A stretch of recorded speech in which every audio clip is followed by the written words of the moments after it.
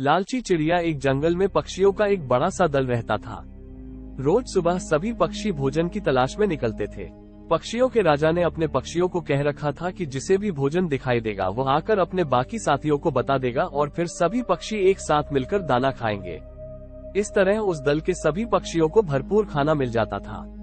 एक दिन भोजन की तलाश में एक चिड़िया उड़ते उड़ते काफी दूर निकल गई।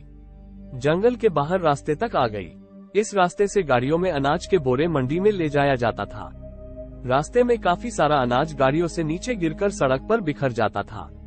चिड़िया गाड़ियों में अनाज के भरे बोरे देखकर बहुत खुश हुई, क्योंकि अब उसे और कोई जगह तलाश करने की जरूरत ही नहीं थी।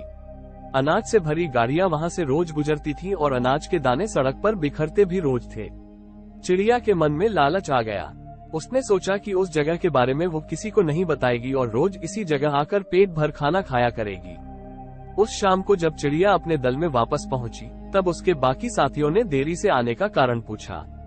चिड़िया ने भी एक अनूठी झूठी कहानी सुना दी कि वो किसी तरह जान बचाकर आई है। उस रास्ते से तो इतनी गाड़ियां गुजरती हैं, रास्ता पार करना मुश्किल है।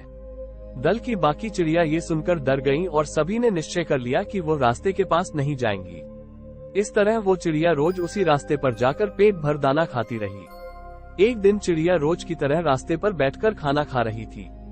खाना खाने में वो इतनी मग्न थी कि उसे उसकी तरफ आती हुई गाड़ी की आहट सुनाई ही नहीं दी। गाड़ी भी तेजी से आगे बढ़ रही थी।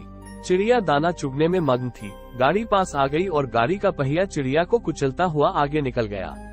इस तरह लालची चिड़िया अपने ही जाल में फंस गई और अपनी जान गंवा बैठी। इससे हमें यही शिक्षा मिलता है कि लालच बुरी बला है, कभी लालची मत बनो।